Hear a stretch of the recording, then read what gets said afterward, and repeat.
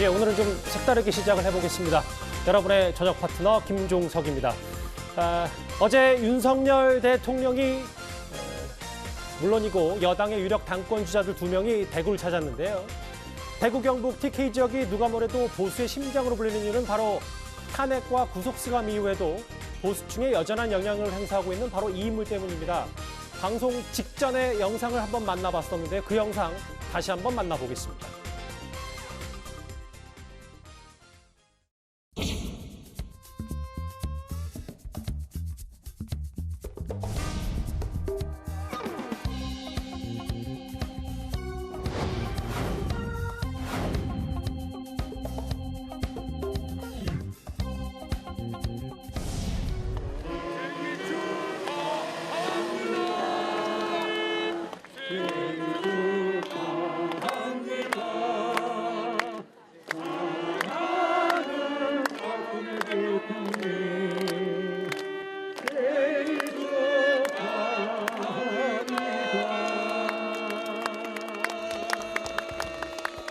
대한민국 만세! 만세! 만세! 박근혜 대통령 만세!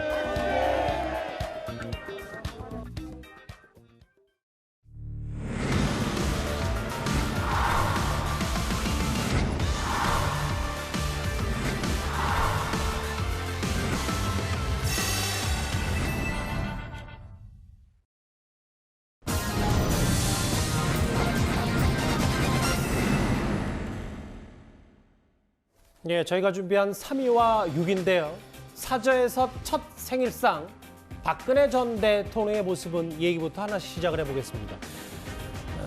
장혜찬 이사장, 오늘이 바로 72번째 박근혜 전 대통령의 생일이었습니다. 사면 이후에 첫 사저에서 맞는 생일이기도 하고요. 네, 그래서 굉장히 많은 박근혜 전 대통령 지지자분들이 사저 근처로 모였던 것 같습니다. 방금 자료 화면으로도 나왔지만 박근혜 전 대통령을 지지했던 시민단체나 이런 팬클럽 분들 모여서 굉장히 또 축하하는 분위기 형성됐고요. 지금 국민의힘 전당대회가 상당히 뜨겁게 진행되고 있지 않습니까? 그러다 보니 당권 주자라고 알려진 분들도 일부 이 사저로 방문을 했는데 황교안 전 대표 보이시고요. 윤상현 의원 같은 경우도 사저로 방문을 했습니다. 그런데 선물 전달은 했지만 직접 박근혜 전 대통령을 만난 당권 주자는 없었다. 건강상의 문제일 수도 있고 이 전당대회 개입 논란이 불거질 수도 있기 때문에 선물이나 마음만 박근혜 전 대통령이 받은 것 같고, 예. 한 가지 특이점은 이 박근혜 전 대통령 생일을 앞두고 윤석열 대통령도 구미를 방문했다는 것, 그리고 박정희 전 대통령이 세운 금호공대에서 이 새로운 어떤 인재 양성과 관련된 메시지를 냈다는 것도 연결해서 주목점이 있을 것 같은데요.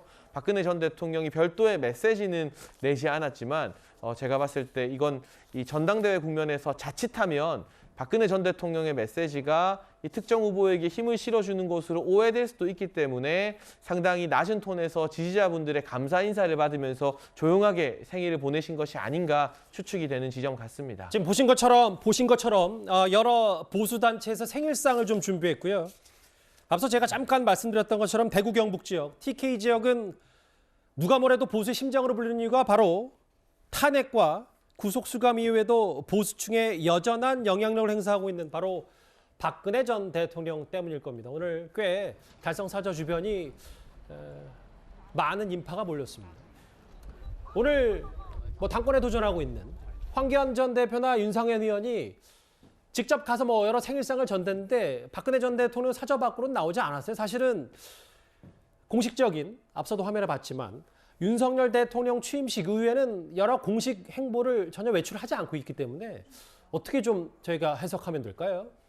박근혜 전 대통령 실질적으로 그 특정인을 만나거나 또는 교류하는 그런 일은 아직까지 알려지지 않고 있습니다. 그리고 최근에 과거에 박근혜 전 대통령을 모셨던 측근들 내지는 또 수석 비서관 강요들이 사면 복권을 받았는데요. 그 후에 특별한 움직임은 없었습니다. 그래서 이번에 저런 생일을 맞이해서 또 지지단체 또는 지지하는 분들이 뭐 여러 가지 움직임을 보였지만 직접적으로 어느 쪽을 뭐 받아들여서 그런 적극적인 의사 표현을 하지는 않고 있는 것으로 알고 있습니다. 예. 뭐 전해지는 바로는 아직까지 신병 치료 중이다. 그래서 신병이 다 나으면 보자 이런 정도의 그 메시지를 전달받고 있다고 합니다. 그러나 지금 생일을 맞이해서 또 많은 분들이 그동안의 박근혜 전 대통령에 대한 애정의 표시 내지 존경의 표시를 하는 분들은 또 그 마음이 또 조금 다를 것이라 그런 생각이 듭니다. 그러니까 정확히는 유영하 변호사 통하지 않으면 박 전 대통령과 연락을 하거나 혹은 밖으로 외출과 면담하기는 여전히 쉽지 않은 상황인 겁니까, 그러면? 뭐 전화 통화도 유영하 변호사를 통해서 그 연락을 하는 것으로 그렇게 지금 전해지고 있습니다. 예. 그리고 이제 지금 보면 황교안 전 대표 또 윤상현 의원 같은 분들이 이제 생일을 위해서 생일을 축하하기 위해서 방문을 했지만 예. 특정인에게 지금까지 특별히 그 만나서 어떤 그 교류를 하는 것이 없었기 때문에 저분들과도 만나지 않는 것이 오히려 자연스러운 반응이 아니었나 그런 생각이 듭니다. 그러니까 사실은 오늘 저렇게 여러 보수단체에서 생일상과 케이크까지 준비했지만 실제로 박근혜 전 대통령 공식적으로는 윤석열 대통령 취임식 이후 비공식적으로는 이제 병원 진료 외에는 전혀 외부의 모습을 드러내지는 않고 있습니다. 오늘 사저 주변 모습 잠시 만나봤고요. 그런데 박근혜 전 대통령 생일 전날인 어제 윤석열 대통령은 대구와 구미를 찾았습니다. 올해 첫 지역 순회 일정이었는데요. 그런데 2년 전과 달리 그러니까 과거 박정희 전 대통령 생가를 찾았을 때는 수많은 환영 인파와 찾았을 때와 달리 수많은 환영 인파가 몰렸습니다.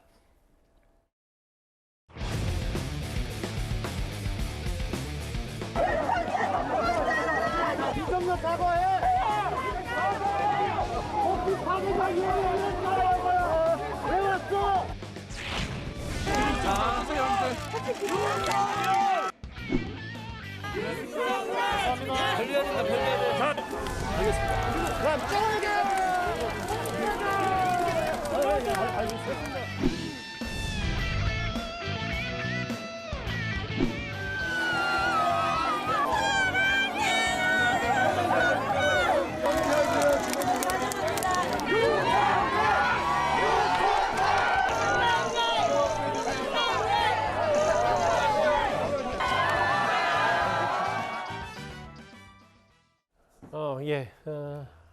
어제 박정희 전 대통령과 직간접적으로 관련 있는 일정을 무려 3개나 소화한 윤석열 대통령인데 금호공대 찾았고 생갈 찾았고 구미 산단도 SK 최태원 회장과 함께 방문을 했습니다. 근데 특히 장인 사장 여기 박정희 전 대통령 생가를 찾았는데 뭐 후보 시절 다 포함해서 벌써 3번째 생가 방문이라고 하더라고요. 네, 제가 이 박정희 전 대통령 생가 방문 그리고 구미에서 우리 윤석열 대통령님이 이렇게 많이 환영받으시는 걸 보니까 감회가 더욱 새로운데요. 처음으로 이제 경선 후보 시절에 첫 번째 방문을 할 때는 뭐 우리 공화당이나 일부 타 정당에서 많은 분들이 오셔서 이 생가 방문에 대해서 비판하는 목소리도 있었습니다. 그날 또 하필이면 비가 추적추적 많이 내리는 날이었는데 저희 대선 때 경선 때 일했던 청년본부 식구들도 가서 이제 현장 질서나 이런 걸 도와줬는데 그 우리 공화당이나 그분들 때문에 옷이 찢어진 분도 있었거든요. 그때 이제 비도 많이 왔었고 생가 참배가 참 쉽지가 않았었죠. 그랬는데 이번 3번째 방문에서는 금호공대나 구미 이곳저곳에서 정말 많은 환영을 받지 않았습니까? 이 TK 지역 대구 경북 주민분들이 과거보다는 현재와 미래 대한민국의 발전이나 이 대구 경북 지역의 발전에 더 많은 힘을 실어주시면서 윤석열 대통령에게 힘을 실어주셨다라고 말씀을 드려야 될 것 같고 무엇보다 지금 지방 같은 경우는 지방 대학의 문제와 지방 일자리 문제가 아주 시급합니다. 그런 차원에서 윤석열 대통령이 이 금호공대 박정희 전 대통령이 세운 그곳에서 지방 인재 양성, 육성과 관련된 이야기를 많이 꺼낸 것에 대해서 화답하는 그 대구 경북 주민들의 메시지가 많이 나온 것, 제 추측이지만 윤석열 대통령께서도 아마 경선 후보 시절 비 오는 날 처음 방문했을 때를 떠올리시면서 남다른 감회 좀 생각하시지 않으셨을까 싶습니다. 저게 어제 구미 박정희 전 대통령 생가를 찾았을 때 환영 인파에 일일이 악수를 하는 윤 대통령입니다. 조금 더 구체적으로 좀 보면요. 여기 박정희 전 대통령이 기획하고 설립을 추진했던 이 금호공대. 사실 아시는 대로 우리 수출이 최근 반도체 한파로 직격탄을 맞았고요. 그래서 윤석열 정부로서도 반도체나 배터리 같은 신기술, 신인재 양성이 무엇보다 중요할 겁니다. 윤석열 대통령이 어제 이 금호공대에 가서 이런 말을 했습니다. 금호공대는 국가 미래에 대한 탁월한 이 통찰력을 가지신 박정희 대통령께서 1975년부터 이 대학 설립을 추진하고 돌아가시기 한 달 전에 최종 재가를 하시고 80년에 개교가 된 박정희 대통령의 숨결이 살아있는 곳입니다. 오늘 이 구미의 금호공과대학에서 인재양성 전략회의 첫 번째 회의를 개최한 것은 매우 의미가 크다고 생각이 됩니다. 어제 윤 대통령이 이 동상 혹은 그 역사자료관 여러 예산이 투입된 부분도 있지만 이 박정희 전 대통령 관련 기념 사업이 좀 협소하거나 개선 방안이 필요하다 이런 메시지까지 하면서 뭔가 박정희 전 대통령에 대한 여러 생각들을 좀 많이 공유한 것 같더라고요. 저는 개인적으로는 정말로 박정희 시대에 대한 재평가 이런 것이 정말 필요하다고 생각합니다. 우리나라가 지금 여기까지 온데 정말 세계에서 뭐 10위권 국가, 10위권 내에 드는 국가까지 오기 전까지 예. 산업화, 민주화 이 세력들의 공이 컸다고 좀 누구나 인정하는 거 아니겠습니까? 그 두 세력이 화해해서 함께 힘을 합쳐서 선진화로 가야 한다. 이런 얘기들을 하고 있는데 그걸 위해서도 저는 박정희 시대에 정말 공정한 재평가가 필요하다고 생각합니다. 물론 독재자라는 그 의미도 있지만 공과가 공정하게 평가될 수 있도록 그렇게 해야 되는데 그걸 위해서 저렇게 뭐 새로운 시설을 만들고 하드웨어적인 무슨 뭐 의리의리한 건물을 짓는다든가 그럼으로써 감동을 이끌어낼 수는 없다고 생각합니다. 저 방문한 그 윤석열 대통령이 방문한 그 금호공대만 해도 당시에 이제 한참 우리나라가 산업화 필요할 때 예. 금호공고와 금호공대를 함께 설립하면서 가난하지만 정말 머리가 좋은 사람들 이런 사람들을 위한 그런 교육시설을 만든 거 아니겠습니까? 그런 식으로 이제 정말 역사에서 재평가할 수 있도록 그런 소프트웨어적인 면을 발굴해서 함께 평가해 나가는 그런 쪽으로 가야지 뭐 돈이 얼마가 들던 문제가 아니고 이미 있는 시설을 잘 보존하도록 하고 새롭게 뭘 지어서 하드웨어적인 부분으로 뭔가를 만들어야 된다. 이런 쪽의 발상은 굳이 필요하지 않다고 생각합니다. 뭐 이철우 경북지사도 저런 말을 했는데 일단 노 교수님의 생각은 조금 다른 것 같기도 하고 금호공대 과거 화면도 저희가 잠시 준비했습니다. 사실 대구 하면요. 앞서 순방 가기 전에 김건희 여사도 본격적인 단독 행보의 시작으로 대구 서문시장을 방문한 바 있습니다.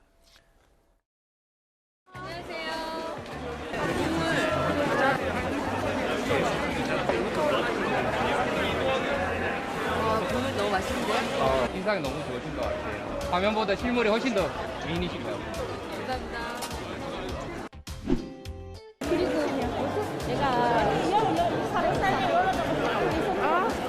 아유, 네. 그래요. 사랑합니다. 네. 감사합니다. 너무 예뻐요. 예, 예. 세상에. 고맙습니다. 네. 대구 관련 서문시장 김건희 여사 가장 최근에 찾았던 영상까지 맞는데 김준일 에디터께서는 어떻게 보세요? 이거를 물론 대통령실은 첫 순방 이후에 최근 순방 이후에 첫 지역 행보다 뭐 과도한 정치적 그 해석을 두는 건 별로 바람직하지 않다고 했지만 박근혜 박정희 뭐 향수를 해서 보수층 좀 결집하는 메시지가 분명히 있지 않냐. 그거를 좀 국정 동력으로 삼으려는 거 아니냐는 해석도 동시에 나오고 있긴 하거든요. 보통 뭐 과도한 정치적 해석을 말하라라고 얘기가 나올 때는 이제 정치적 의미가 이미 부여된 상황이죠. 그래서 대구에 뭐 갔다라는 거는 뭐 저는 나쁘게 보지 않습니다. 나쁘게 보지 않고 대구가 어쨌든 보수의 성지, 뭐 심장이고 여기에서 조금 뭐 기운을 받을 수 있다 뭐 이런 측면에서 그리고 보수층 결집을 뭐 하는 것도 충분히 저는 이해가 가요. 다만 이제 이 상황 자체가 이를테면 뭐 뒤에도 얘기하겠지만은 소위 말하는 윤심 후보가 상당히 흔들리고 있는 상황에서 저는 행보 하나하나가 약간 뭔가 이제 좀 메시지를 주는 거 아니냐 이렇게 해석될 여지가 있으니까 상당히 좀 조심할 필요는 있다 이런 생각은 듭니다. 그리고 보수층 결집 사실 지금 윤석열 대통령이 국정 운영이 보수층 결집이 안 돼서 지금 안 되는 걸까요? 그러니까 지금 대통령 지지율이 지금 계속 떨어지고 있잖아요. 40% 이제 초중반까지 갔던 게 30% 후반대로 좀 많이 떨어졌는데 지금 국정 운영이 지금 안 되고 있는 거는 여러 가지 국정의 난맥상 때문이고 사실은 지금 대구만 방문할 게 아니라 뭐 대구도 방문하는 거 좋습니다. 그런데 지금 다른 지역들, 좀 냉담한 지역들에 가가지고 어떻게 대통령이 열심히 일하고 있고 이런 것들을 좀 보여줄 필요가 있어요. 근데 너무 지금 김건희 여사도 그렇고 대구, 그러니까 사람이 좀 공격을 받으면은 위축이 돼가지고 자기랑 편한 사람들 이렇게 뭐 이제 그게 호모필리라고 하는 유유상종이라고 하는 용어가 있는데 그런 것들에 좀 기대는 측면이 있어요. 내가 보수면은 뭐 이제 유튜버들도 강경 보수 유튜버만 찾고 뭐 진보면은 강경 진보. 근데 반대쪽 얘기를 들어야 되거든요. 특히 대통령 정도라면은 그러면 대구에만 가실 게 아니라 다른 곳에서도 가서 좀 메시지도 내고 그러면서 그래야지 국정 운영도 잘 되고 대통령 지지율도 오르지 않을까 그렇게 보여집니다. 일단 뭐 해석들은 좀 많아요. 어제 윤 대통령의 이른바 박정희 전 대통령 관련 일정을 3개나 소화한 것을 두고 뭐 보수층 결집하는 거 아니냐, 뭐 이게 국민의힘 전당대회도 얼마 안 남았기 때문에 이런 얘기도 좀 있는데요. 또 하나 대통령실의 움직임이 하나 있습니다. 윤석열 대통령의 10가지 정책 성과를 담은 영상을 전국 146개 5개 전광판에 송출하기 시작했습니다. 아랍에미리트 가서 40조 투자 이끌어냈다.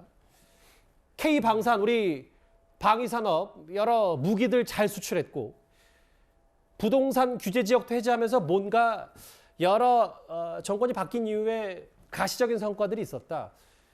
이런저런 성과들이 있는데 김재현 의원님, 결국은 대통령실은 이게 생각보다는 좀 더 홍보가 더 돼야 된다고 판단했다. 그래서 전광판 광고 이런 것도 좀 염두에 둔 겁니까? 그렇죠. 아무래도 이제 국정 홍보에 대해서 나름대로 여러 가지 실험을 했을 텐데요. 비교적 그 비용을 크게 들이지 않고 효과적으로 홍보할 수 있는 방안의 하나로 이 5개 전광판을 생각한 것 아닌가 생각이 드는데요. 저런 시도는 저는 뭐 꽤 괜찮은 시도라고 봅니다. 사실 과거에 보면 직접적으로 이렇게 홍보하지 않고 언론을 통해서 홍보를 하는 방식으로 해서 언론의 입장에 따라서는 굉장히 논란을 또 이야기하거나 또는 뭐 비판적인 기사를 양산하는 그런 경우도 있었거든요. 대통령실도 아마 직접적으로 홍보에 나서고 정확한 메시지를 전달할 필요성을 생각하지 않았는가 그렇게 보는데요. 저런 홍보 자체를 물론 뭐 앞으로 계속 하는 것보다는 홍보를 할 수 있는 그런 실적을 계속 차곡차곡 쌓아 나가는 것이 물론 더 중요하겠죠. 그러나 일단 지금 저런 홍보 방식으로 조금 더 직접적으로 국민에게 다가간다는 면에서는 저는 뭐 바람직한 시도라고 생각하고 있습니다. 예, 오늘 최근에 대통령실이 공개한 저 영상이 이제 전국 여러 5개 전광판에 이제 노출이 되고 있고 집권 2년 차를 맞아서 여러 정책들을 좀 홍보하고 있는데요. 아까 김준일 에디터께서 잠깐 얘기했던 여론조사는 또 여론조사는 바로 저희가 짚고 가긴 해야 되니까 비교적 최근 여론조사는 대통령 지지율이 36.3%. 물론 뭐 각 여론조사마다 달랐습니다만 40%를 좀 훌쩍 넘었다가 최근에 순방 이후에는 다소 지지율이 횡보 상태 아닌가라는 분석이 좀 대체적이거든요. 윤 대통령이 지지율 36.3%. 올해 1월 중순에 실시됐던 여론조사 얘기까지 짧게 한번 만나봤습니다. 달성 사저 입지 후 첫 생일을 맞은 박근혜 전 대통령 얘기와 윤석열 대통령의 어제 TK 행보, 대구 구미 방문 얘기가 첫 번째 이슈였습니다. 다음 주에는 오늘 뉴스탑10이 꼽은 1위입니다.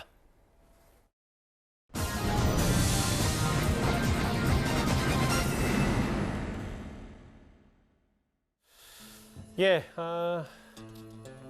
안철수 때리기로 막이 오른 국민의힘의 경선입니다. 다음 달 8일이죠. 당대표를 뽑는 국민의힘 전당대회가요. 김기현, 안철수 사실상 2파전이어서 흥행 걱정도 좀 있었는데 시작부터 상당히 과열 분위기여서 재미가 없진 않을 것 같습니다. 오늘 후보 등록 첫날이었습니다.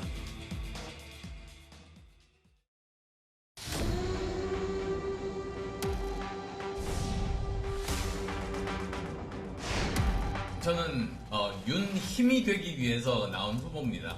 저는 정말 지금까지 윤안 연대로 여기까지 왔습니다. 윤석열 정부의 성공을 뒷받침하면서 내년 총선을 압승으로 이끌 수 있는 대표로 저 김기현을 선택해 주실 것을 당원 여러분들께 부탁드립니다. 대통령을 본인의 당대표 선거에 자꾸 끌어들여서 그것을 악용하는 모습으로 비치는 것은 좋지 않다. 예. 그런데 안철수, 김기현, 안철수 싸움의 시작은 이렇습니다. 안철수 의원 측이 친윤계 핵심인 장제원 의원과 통화를 했는데 윤심은 김기현 의원이 아니다. 이런 취지의 발언을 하면서 장제원 의원이 오늘 전면에 나섰습니다. 저한테 전화를 했습니다. 걱정이 많더라고요. 김기현 의원이 김장연대 없다 이런 식으로 하니까 제가 장제원 의원이라면 인간적으로 좀 섭섭하긴 할 것 같아요. 윤심 문제도 그래요. 공천에 개입하니 뭐니 하는데 저는 그런 생각 전혀 없고요. 저는 차기 당 지도부에서 어떤 당직도 임명직 당직도 맞지 않겠다 이 입장을 밝힌 거고요. 사적 전화를 그렇게 또 언론에 얘기한다는 자체가 도의적으로 말도 안 되는 것이고요. 참 너무 심하게 안철수 캠프에서 저를 공격하고 있지 않습니까? 그래서 그런 것들 좀 자제하라. 그런 얘기를 했습니다. 제가 향후 5년 동안 어떻게 장제원 정치를 하겠습니까? 장 의원의 저 말부터 볼까요? 노 교수님. 네. 원래 김기현 의원이 당대표가 되면 여러 추측 중에 하나가 장제원 의원이 사무총장을 맡아서 여러 공천권을 행사할 거다라는 관측도 여러 군데에서 있었는데 장제원 의원이 일단 본인이 차기 장지도부에서 어떤 공직도, 당직도 맡지 않겠다 이렇게 얘기했어요.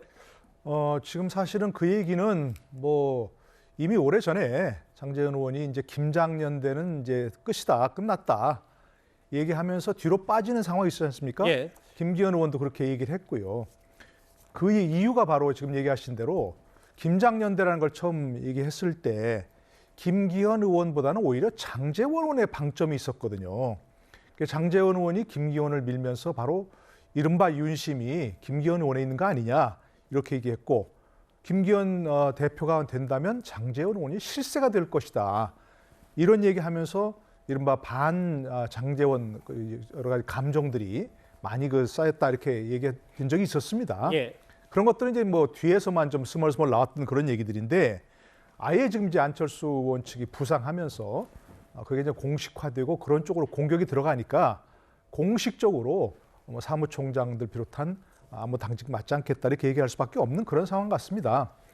근데 이런 걸 보면서 조금 굉장히 우려가 되는 것 중에 하나가 제가 객관적으로 보면서 예. 지금 제가 예전에 나경원 의원도 출마하는 게 바람직하다고 얘기했었습니다. 예. 그건 왜냐하면 흥행이 돼야 되니까 너무 일방적으로 윤심이 한쪽으로 쏠려서 모든 게 다 그냥 처음부터 정해진 대로 가면 이게 전당대회 왜 하겠습니까? 그런데 모르겠습니다. 다행인지 어떤지 모르겠지만 지금 여론조사상으로 안철수 후보와 김기현 후보, 안철수 후보가 엎치락뒤치락 하지 않습니까? 예. 지켜보는 사람으로서는 상당히 흥미롭습니다. 결과를 예측할 수 없고요. 여론조사 나오면서 다들 얘기하는 것은 당원들의 표심은 다를 것이다. 이렇게 얘기하고 있고요.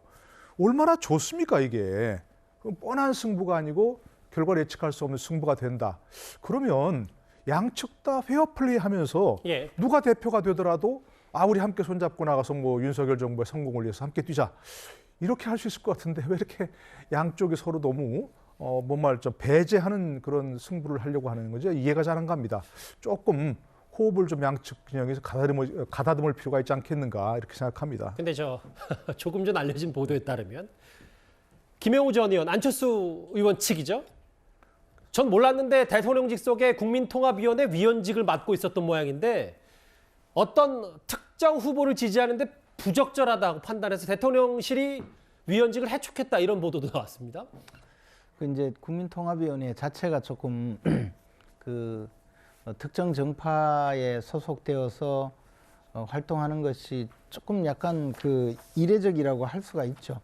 이거 더군다나 이제 김용호 의원이 안철수 후보의 선대 본부장을 맡고 있거든요. 선대위원장을 맡고 있어서 사실상 총괄 지휘를 하고 있는데 이런 당내 경선에서 어떤 후보의 총괄 지휘자가 선거 총괄 지휘자가 이제 국민통합위원이라고 이름을 붙인 그런 위원회의 위원을 맡고 있는 것은 아무래도 예. 조금 부적절하다라고 판단한 것 같습니다. 이것을 물론 안철수 후보 측을 맡았으니까 위원직을 사퇴시켰나 해촉했나 이렇게 오해를 할 수도 있겠지만 저는 국민통합위원회의 위원 자체가 특정 정파 내지 특정 후보의 가장 지금 선거에 직접 개입하는 모습은 그렇게 적절하지 않다라고 판단하는 것이 오히려 맞지 않을까 생각을 합니다. 예. 이런 다면적인 고려를 한 것 같은데요. 이것이 자꾸 이제 당내 경선이 조금 격화되니까 이런 또 오해의 소지가 있는 보도도 나오는 것 아닌가 그렇게 보여집니다. 그럼 제가 지금의 초반 판세를 여론조사를 한번 만나보겠습니다. 국민의힘 지지층을 대상으로 한 여론조사. 최근에 추세는 이게 1월 31일과 2월 1일이니까 바로 직전 여론조사입니다. 리얼미터 여론조사는 일단 이거 오차범위 내긴 한데 조금 안철수 의원의 상승세 아닌가라는 여론조사 48.9 대 44.4. 물론 오차범위 내고요. 다음 화면 또 있습니다. 가상대결 여론조사. 이것 또한 어제까지 있었던 3일간의 여론조사. MBS의 여론조사 결과는 안철수 50, 김기현 32. 이거는 오차범위 바뀔 텐데요. 보신 것처럼 여론조사 초반 흐름이 김기현 의원으로서는 만만치 않다고 판단한 걸까요? 오늘부터 친윤계 의원들이 안철수 의원을 향해서 총공세를 퍼붓기 시작했습니다. 대통령께서 당선되신 이후에 안철수 의원이랑 한 번도 밥을 먹은 적도 없고 차를 마신 적도 없습니다. 안철수 후보가 그 위중한 2달밖에 안 되는 인수위 시절에 24시간 잠적을 한 적이 있었습니다. 두 번째, 개각할 때 장관 하나를 맡아달라 또는 총리를 맡아달라 부탁을 했는데 그것도 거절을 합니다. 아주 서운해하셨죠. 안 전 대표가 대통령 주변 인사들을 많이 공격을 했습니다. 그런 사람이 당대표가 될 때 과연 당과 대통령실이 원만하게 소통이 되겠습니까? 당대표가 돼서 발목 잡고 당에 분란 안 일으키면은 선거 이기는 겁니다. 오늘 친윤계라고 불리는 두 의원이 이런 얘기를 했습니다. 이철규 의원은 가짜 윤심팔이 하고 있다. 혹은 보신 것처럼 박수영 의원은 안철수 의원이 인수위 시절 당선인 윤 대통령 당선인 시절에 장관과 총리 부탁을 거절했다. 대통령이 실망했다. 이런 일화까지 전했어요. 저희가 어떻게 받아들일까요? 글쎄요. 이 부분이 또 국민이나 당원분들에게 어떻게 비춰질지는 좀 지켜봐야겠습니다만 최근에 이제 안철수 의원의 전략을 보면 윤힘이다. 윤안연대다. 오늘도 그런 이야기를 또 후보 등록 이후에 기자들 앞에서 하지 않았습니까? 여기에 더해서 지금 이 친윤계라고 불리는 분들은 확실하게 윤석열 대통령과 소통이 잘 되고 신뢰받는 후보는 김기현 의원이다라고 당원들에게 분명히 밝히고 그 같은 토대 위에서 사실관계 위에서 한번 당원들의 선택을 받아보자라는 생각인 것 같습니다. 그런데 지금 나경원 전 의원 때처럼 초선이나 재선들이 뭔가 비판을 하고 이런 것들이 아니라 분명한 사실관계를 정정한다라는 차원인 것 같고요. 가장 도화선이 됐던 건 앞서도 이야기 나왔지만 김영우 전 의원의 그 최근 인터뷰 때문이었던 것 같은데 사실 정치인들이 사적인 통화나 사적인 대화를 상대방에게 허락을 구하지 않고 라디오나 방송에서 말하는 건 일종의 금기에 가깝지 않습니까? 그런데 설 연휴 때 장제원 의원과의 통화 내용을 라디오에서 밝히면서 마치 장제원 의원이 안철수 의원에게도 도울 의중이 있는 것처럼 오해되게 이 라디오 인터뷰를 했거든요. 그 부분에 대한 문제의식 때문에 장제원 의원도 그렇고 이철규 의원이나 박수영 의원도 이건 아니다. 지금 이 경선 과정에서부터 윤석열 대통령 도왔던 핵심 인원들, 핵심 의원들은 여전히 김기현 의원에 대한 지지나 신뢰가 확실하다라는 것을 좀 매듭짓기 위해서 이 같은 발언이 나온 것 같고요. 이러한 기조가 앞으로 계속 이어질지는 예측할 수 없는 부분이라서 좀 더 두고 봐야 될 것 같습니다. 근데 이제 인수위 시절에 만 하루 동안 잠적을 했다느니 혹은 장관 총리 부탁도 거절했다. 이게 사실은 정치권 물밑에서 있는 뒷얘기들인데 최근이었나요? 나경원 전 의원 여러 사태가 있었을 때 당시에 김성태 전 의원이 나경원 전 의원 여러 장관들 좀 하고 싶어 했는데 여러 본인 관련 의혹이 있었다라는 또 일화로 전해서 또 그때도 이제 얘기가 많았었잖아요. 비슷한 친윤계 찍어내기 아니냐 이런 평가도 동시에 있는 것 같습니다. 그러니까 지금 제가 예전에 이번 전당대회가 그리고 아무도 없었다. 에거서 크리스테 10개 인디언 인형 하나씩 사라지는 거랑 비슷하다라고 제가 말씀드렸잖아요. 이준석 사라지고 나경원 사라지고 유승민 사라지고 이제 안철수까지 이제 사라지게 하려고 하시는 건지 잘 모르겠어요. 예. 근데 지금 전체적으로 여론조사의 흐름을 보면은 김기현 후보가 굉장히 주춤한데 이게 윤심에만 의존해가지고 지금 이런 식으로 캠페인을 하다가 상당히 지금 역풍을 맞았다라고 보는 게 좀 맞을 것 같습니다. 근데 지금 뭐 박수영 의원, 뭐 이채혁 의원 다 훌륭하신 분들인데 예. 지금 이 프레임 안에서 벗어나지 못하고 있어요. 가짜 윤심 발휘하고 있다. 결국은 윤심 아니 그게 중요한 게 아니거든요. 지금 저런다고 김기현 의원의 지지율이 올라가지 않습니다. 사람들은 안철수 의원이 윤석열 대통령의 뭐 친윤은 아니더라도 외연 확장성이 더 있는 것에 대해서 지금 방점을 보고 지금 보고 있는 거예요. 박수영 의원도 마찬가지고. 그래서 지금 김영우 의원 국민통합위원회 해촉한 것까지 국민통합위원회 위원인 거를 국민들 중에 아는 분이 누가 있었나요? 왜 긁어부스럼을 만드나요? 본인은 그러면 당분간 직무정지 해달라 그럼 복귀해서 하겠다 이렇게 얘기를 했음에도 불구하고 굳이 또 한 명씩 제거하는 이런 모습들이 상당히 안 좋아 보인다. 결국은 이거는 다 김기현 의원한테 역풍으로 돌아갑니다. 이런 식으로 정치하면 이건 거의 뭐 일부에서는 옛날에 뭐 공작 정치하는 거냐 이런 얘기가 나올 정도로 굉장히 여론이 안 좋습니다. 그러니까 글쎄요, 저는 윤심이 아니라 미래 비전으로 지금 승부를 해야 되는 이런 상황에서 상당히 지금 무리수를 두면서 오히려 자충수에 빠지고 있다 이렇게 평가를 하겠습니다. 예, 뭐 안철수 의원이 손가락 메모가 한번 포착이 돼가지고 오늘 기사화가 많이 됐는데 윤힘, 화합, 총선 승리 뭐 이런 얘기 있고 안철수 의원 측의 생각이 이런 것 같아요. 그러니까 본인은 뭐 글쎄요, 김영우 전 의원의 통화 논란과 상관없이 나는 인수위원장도 했고 그 전에 단일화 때 이른바 윤안 연대로 정권 교체까지 했는데 내가 무슨 가짜 윤심 아니다 이렇게 도마에 오르는 것 자체가 기분 나쁘다 뭐 이런 얘기를 안철수 의원 측이 하고 있습니다. 그러니까 안철수 의원이 계속 강조하는 것은 나는 단일화를 통해서 정권 교체를 이룬 사람이다.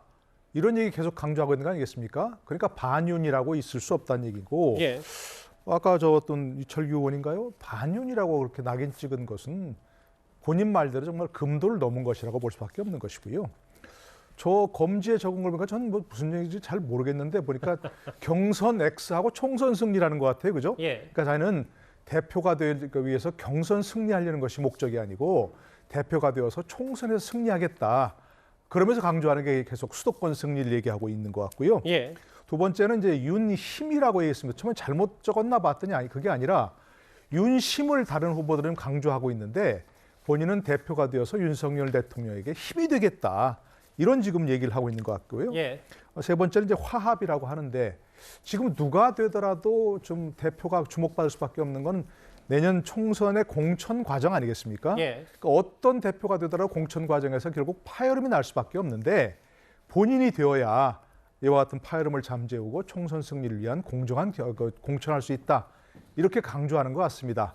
다른 사람들은 어떻게 봐는지 모르겠습니다만 저는 기본적으로 뭐 아까 우리 김준일 대표도 얘기했지만 저도 마찬가지로 이렇게 자꾸 배제의 정치 하지 말고 예. 본인이 대표가 되면 어떤 비전을 가지고서 윤석열 정부의 성공을 위해서 일을 하겠고 그리고 그걸 위해서 구체적으로 이러한 플랜을 내놓겠다.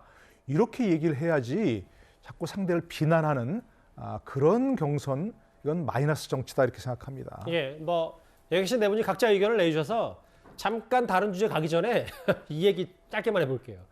사실 물론 뭐 김기현 의원이 유감 표명을 하긴 했습니다만 김기현 의원이 그 홍보했던 가수 남진 씨와 배구 선수 김연경 선수 이 한 장의 사진 때문에 아직도 이번 주 내내 말들이 많은데 그래서 이번에는 윤심만큼이나 치열한 게 남진 씨의 마음 이른바 남심이라는 얘기까지 나와서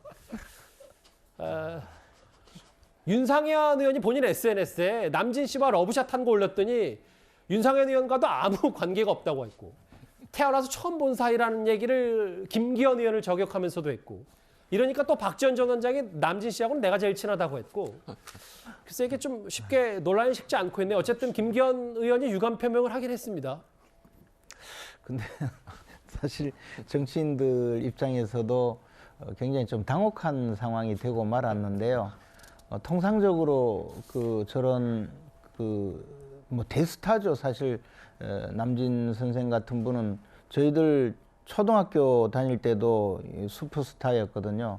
그러니까 우리 국민들한테는 워낙 인기가 있는 분이고 또 지금 스포츠 스타가 같이 있지 않습니까? 그러니까 선거에 나온 후보자는 사실 급해서 마음이 급해서 뭐 고양이 손이라도 빌리고 싶다고 하는데 저 얼마나 참 저 좋은 그 소재라고 생각하고 저 사진을 찍어서 보냈겠습니까? 그런데 다만 이제 오해의 소지가 있는 것은 그냥 사진을 찍어서 뭐 만난 사이인데 나한테 격려의 말씀을 했다 이렇게 했으면 큰 문제가 없었을 수도 있는데 꽃다발이 어떻게 전해지게 되었는지 또 더 나아가서 이것이 이제 그 전후 사정에 대해서 설명하는 것이 굉장히 이제 남진 선생의 그 비판을 받게 된 것, 그런 단초가 된 것이 아닌가 생각을 합니다. 그런데 사실 윤상현 의원은 또 숟가락 하나 얹어놨다가 그렇죠. 이제 좀 그래서 애매하게 됐어요, 또. 저는 이제 거기에서 끝났으면 이 문제가 막 김기현 후보가 좀 과장했구나 이렇게 넘어갈 수 있을 상황이라고 봤었는데요. 윤상현 의원도 또 저기에서 나는 더 친하다 이렇게 이 정도로 술잔을 주고받을 정도로 친하다. 근데 남진 형님이 화가 난 것 같다까지 이야기를 했는데 나는 저 사람도 잘 모른다고 하는 바람에 이게 뭐냐는 거죠. 그래서 보통의 경우에 이제 이런 스타의 경우에 사진을 한번 찍으면 그분에 대해서 그렇게 나쁜 말은 잘 하지 않거든요. 그리고 저희들도 길거리에서도 사진을 많이 찍고 어떤 경우에는 지하철 안에서도 사진을 찍어주고 하는데 뭐 저런 정도로 이제 선거에 논란이 되니까 알겠습니다. 당사자들이 정말 좀 당황스럽겠다라는 생각이고요. 박지원 원장님은 뭐 안 끼어드는 게 좋지 않을까. 혹시 무슨 말이 나올지 모르기 때문에요. 다들 겸연쩍은 내용들이 최근에 이 사진 논란으로 많이 불거졌어요. 또 하나의 본론이 하나 있습니다. 짧게 한번 만나볼까요? 이제 막이 오른 국민의힘 전당대회인데요. 새로운 변수 하나가 생길지도 모릅니다. 원고는 제가 사실 한 2달 전에 다 써놨어요. 지금 상황으로 봤을 때는 2월 중에 나오지 않을까라는 생각하고 있고요. 요즘 들어 저한테 많이 연락 오는 게 뭐냐면요. 그 약간 보수 진영의 오래 이제 애정을 가지고 보시던 당원이분들이 연락 와가지고 이준석이가 별나가지고 그때 윤핵관이랑 싸우고 무슨 뭐 이게 아니었구나. 앞으로 더 많이 보실 거예요 이러고 있어요 저는.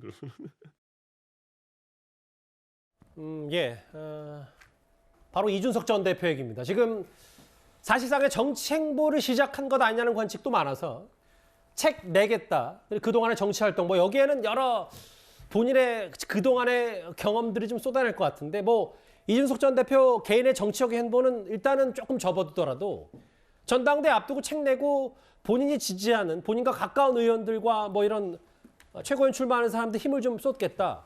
그래서 일부에서 나오는 얘기가 지금 국민의힘 당원 80만 명 중에 한 10만 명 넘게는 이준석 전 대표를 지지한다는 얘기도 있어서요. 변수가 될 거라고 보십니까? 글쎄요. 저는 뭐 이 빛과 그림자가 있으리라고 보는데 이준석 전 대표가 전면에 나서고 출간 기념회를 빙자해서 전국을 돌아다니면서 당원들 만나면 이번 전당대회에서 유승민 전 의원 불출마로 그냥 실망해서 나 투표 안 해야지 했던 일부 친유승민, 친이준석 성향의 당원들이 투표장에 나설 부분이 있겠죠. 그게 아마 이준석계가 바라는 빛의 영역일 겁니다. 그런데 그림자라면 제가 현장에서 우리 당원분들 많이 만나보면 정말 이준석 전 대표나 직전 이준석 전 대표와 가까운 분들에 대해서 치를 떨면서 싫어하는 전통 당원들도 많거든요. 그분들이 오히려 결집하게 하는 하나의 촉매제나 계기가 될 수 있다는 부분은 어두운 그림자 영역일 겁니다. 저 개인적으로는 이준석 전 대표가 이렇게 나서서 본인이 지원했던 후보들 결과표 받아보게 되면 거기에 대한 정치적 책임을 져야 될 텐데 기대하는 만큼은 아닐 것이다 라고 전망하고 있고요. 한 가지 저는 좀 내로남불 지적하고 싶습니다. 이준석 전 대표가 윤석열 대통령 열심히 도왔던 사람들에게 반사체 이런 비판을 참 많이 했는데 솔직히 지금 이준석계로 나와서 블러그 짠 당대표, 최고위원, 청년 최고위원 후보들 대다수가 이준석 대표랑 같이 엮이지 않으면 기사 내기도 힘든 분들 아닙니까? 이거야말로 이준석 전 대표가 그렇게 비판했던 반사체 정치의 정점이 아닌가. 남이 하면 반사체고 내가 하면 뭐 다른 겁니까? 이런 내로남불의 행태에 대해서는 비판적 의식을 가지는 당원분들도 적지 않을 겁니다. 뭐 개인적인 시각도 좀 많은 것 같아요. 일단 전당대회 앞두니까 제가 그 정도만 하겠습니다. 이준석 전 대표가 후원회장을 맡은 게 허은하 의원과 김용태 전 최고위원이고 당대표의 여러 패널로도 잘 알려진 천하람 변호사가 출마를 선언했는데 천 변호사 얘기를 짧게만 해보면 지금 총 당대표 출사표 던진 사람 가운데 4명을 추리잖아요, 본선에. 근데 여기에 만약에 천하람 변호사가 드냐 안 드냐가 막판에 좀 변수가 될 거라는 뭐 이준석 전 대표의 입김도 있을 수 있고 어떻게 좀 판단하십니까? 저는 개인적인 의견으로는 천하람 당협위원, 전남 순천갑 당협위원장이죠. 올라가 4명 컷오프에 올라갈 가능성이 상당히 높다라고 보고 있습니다. 왜냐하면 지금 전당대회가 양강이고 나머지가 조금 군소 후보들인데 그중에서 황교안 전 대표가 약간 높은 편이고 나머지 3분은 좀 안 나오거든요. 근데 지금 전체적으로 80만 당원 중에 소위 말하는 개혁보수 아니면 뭐 친이준석계 표심이 한 15만 정도 된다라고 보면 될 것 같아요. 뭐 적어도 10만. 이 정도 된다라고 하면 그 퍼센테이지로 따지면은 상당히 높은 퍼센테이지, 거의 10%에 육박하는 거기 때문에 유승민 의원도 안 나오고 뭐 이준석도 안 나오고 이준석 대표도 안 나오고 그런다고 본다면은 이게 이제 천하람 위원한테 상당히 표가 몰릴 가능성들이 있고 그래서 뭐 이제 이게 변수가 상당히 될 것 같아요. 이게 결선 투표제를 도입한 게 친윤들이 나중에 땅을 치고 후회할 수도 있겠다 이런 생각이 듭니다. 그러니까 차라리 결선 투표 없었으면은 김기현 의원이 뭐 이제 윤심으로 쫙 업어가지고 했는데 이게 만약에 결선 투표로 가게 될 경우에는 이게 무슨 일이 벌어질지 몰라요. 지금 이 구도 자체가 중요하거든요. 천하람 위원이 어느 정도까지 선전할지 모르겠지만은 최소한 이게 개혁이라는 개혁 때 약간 뭐 구태 뭐 이런 식으로 전선이 짜여질 경우에는 또 이게 어떤 일이 벌어질지 모릅니다. 그래서 중요한 거는 어쨌든 지금 상당히 흥미로워졌다. 좀 지루하게 가던 전당대회가 좀 흥미로워졌다 이렇게 하고 제가 장해찬 이사장 굉장히 좋아하는데 그 뭐 굳이 여기에서 또 선거까지 나오신 분이 다른 후보들 이렇게 비판하시는 거는 별로 보기 좋아 보이지 않습니다. 다른 분들도 제 비판 많이 합니다. 네. 그럴 때일수록 좀 크게 통 큰 정치를 하셨으면 좋겠습니다. 이 선거는 제가 알아서 잘할게요. 다 끝나셨죠? 예. 알겠습니다. 여기까지 할게요. 뭐 전당대회 얘기는 뭐 당사자분들도 좀 있긴 하지만 저희가 비교적 여러 뭐 안철수 의원 쪽과 혹은 뭐 김기현 의원 쪽 얘기를 좀 짚어봤는데 이준석 전 대표 변수 얘기까지 만나봤습니다. 국민의힘 얘기는 여기까지고요. 이제 강경한 목소리가 커지는 민주당 얘기도 좀 해볼 텐데요. 그 사이에 주제는 한동훈 장관 관련입니다.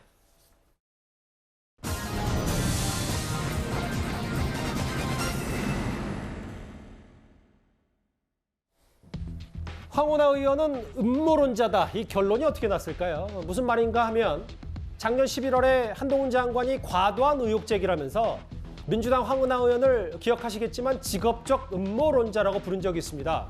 이후 황운하 의원이 한 장관을 고소했는데 오늘 경찰의 판단이 나왔습니다.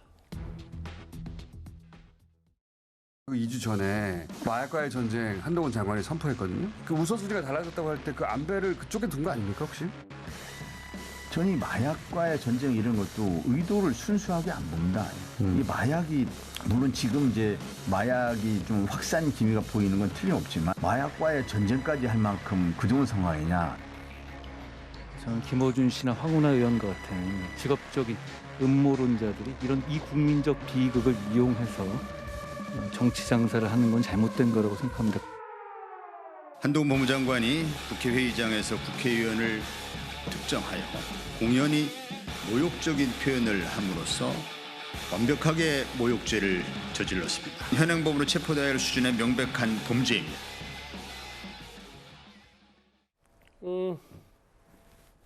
김어준 씨, 황운하 의원 같은 직업적 음모론자, 국민 비극을 이용해서 정치 장사를 했다. 고소는 물론이고 정치적 책임을 묻겠다고 했는데 한동훈 장관에게 불송치 결정이 노 교수님 내려졌어요.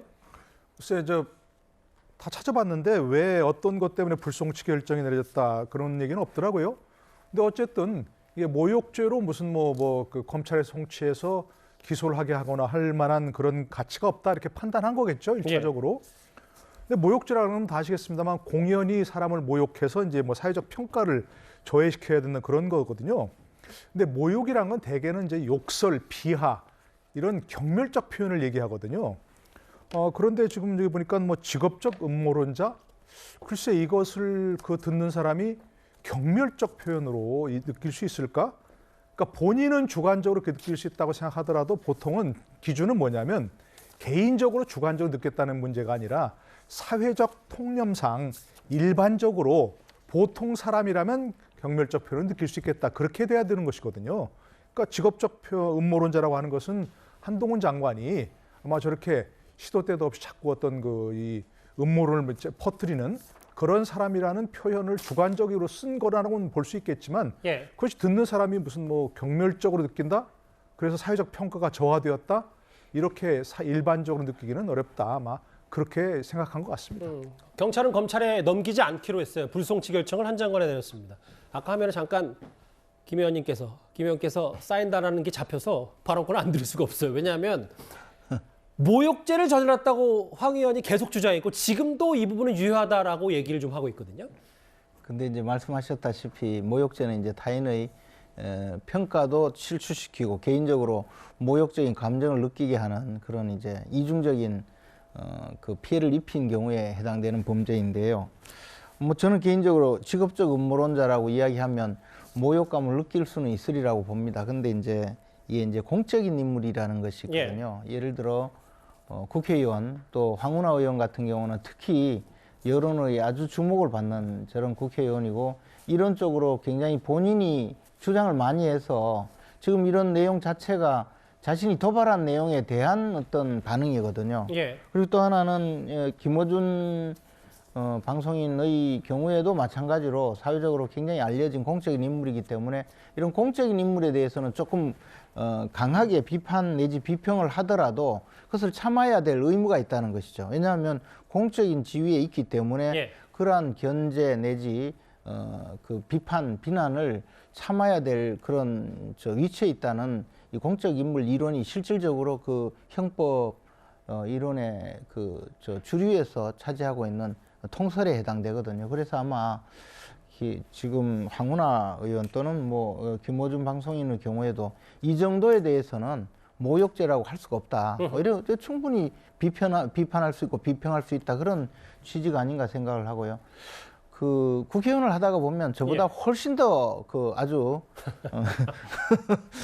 잔인한 이야기를 듣는데 그래도 뭐 그렇게 모욕죄로 고소하거나 고발하지 않거든요. 그래서 저 부분은 아마 황운하 의원 자체가 정치적인 제스처가 아니었나 저는 처음부터 그렇게 생각을 했고요.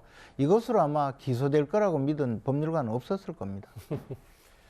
사실 완벽한 모욕죄 저질렀다고 하는데 황운하 의원이 과거에 모욕죄 폐지를 공동 발의했기 때문에 본인은 또 본인 관련 비판에 대해서는 내로남불 아니냐. 당시에도 이런 지적은 분명히 있었었거든요.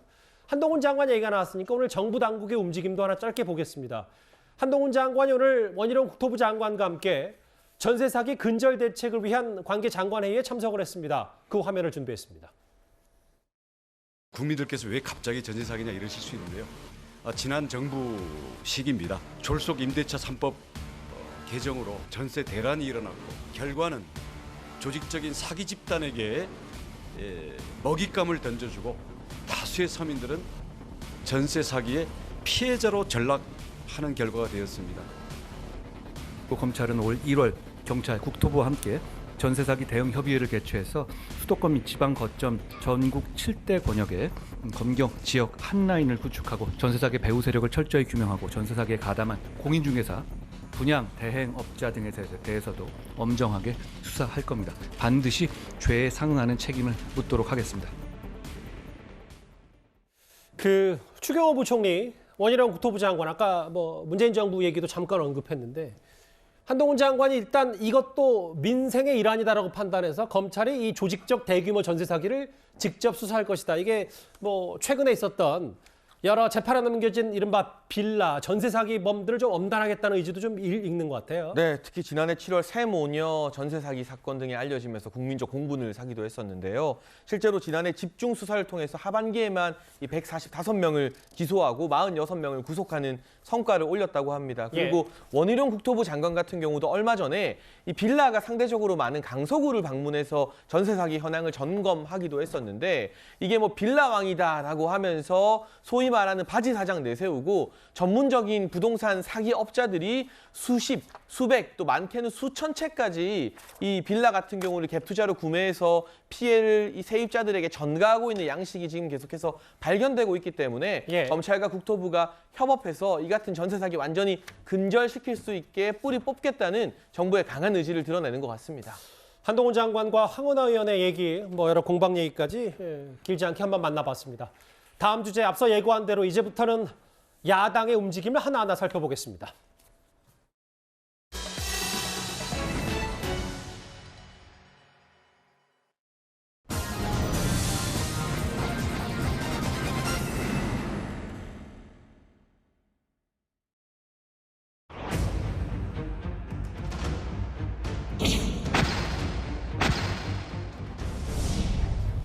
여사의 신작 소설이 나온 것 같은데 종전의 창작 실력으로 봐서 잘 안 팔릴 겁니다.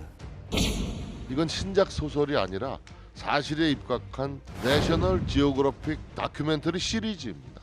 이재명 대표, 현란한 요소로 더 이상 국민을 우롱하지 말기 바랍니다.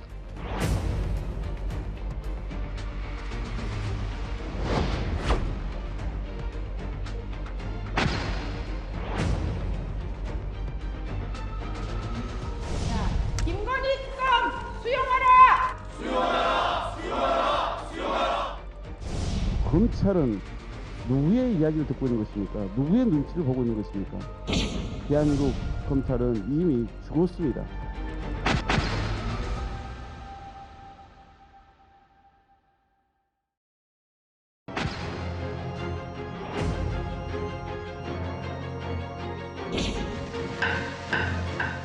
김건희 여사가 주가 조작에 관여했다는 증거는 차고 넘칩니다. 만일 김건희 여사가 일반 피의자였다면 진작 구속됐을 것입니다. 윤석열 대통령이 특수부 검사 시절에 했던 방식대로라면 김건희 여사 모녀 주가 조작 의혹은 특검이 해답입니다. 김건희 특검 수용하라! 이상민을 파면하라! 저도 야당 의원 바꿔바러 왔습니다. 이런 게 야당의 모습이라고 저는 생각을 합니다. 왜 우리가 윤석열 정권 부도하다고 탄만합니까? 그 절반의 책임은 우리가 너무 유들하게 보이지 않았나 저는 생각합니다.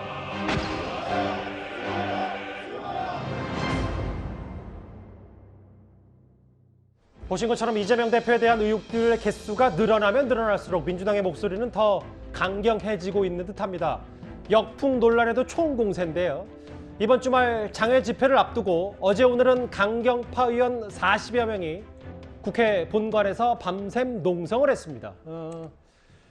김건희 여사 특검해야 된다. 이상민 장관 탄핵해야 된다.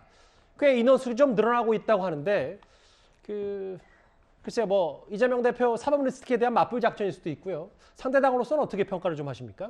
근데 이제 사실 지금 벌어지고 있는 이재명 대표에 대한 혐의는 본인들은 뭐 정치 탄압이다 내지는 대선 패배에 대한 어떤 응징이다 뭐 이런 식으로 끌고 가고 싶어 하겠지만요. 최근에 이재명 대표에게 계속 밝혀지고 있는 혐의는 검찰 수사 결과라기보다는 자신이 가장 아끼던 유동규 씨 또는 이제 함께 그 이익을 나눠 가졌다고 의심받고 있는 남욱 변호사 이런 분들이 계속 문제 제기를 하면서 사실상 지금 수사가 진행되고 있거든요. 또 더 나아가서 김성태 회장의 경우에도 뭐 일면식도 없다, 만난 적도 없다, 전화 통화한 적도 없다 이러던 분이 지금 와서 술술술 진술을 해서 이재명 대표가 수사를 받아야 될 뭐 그런 상황이 계속 반복되고 있습니다.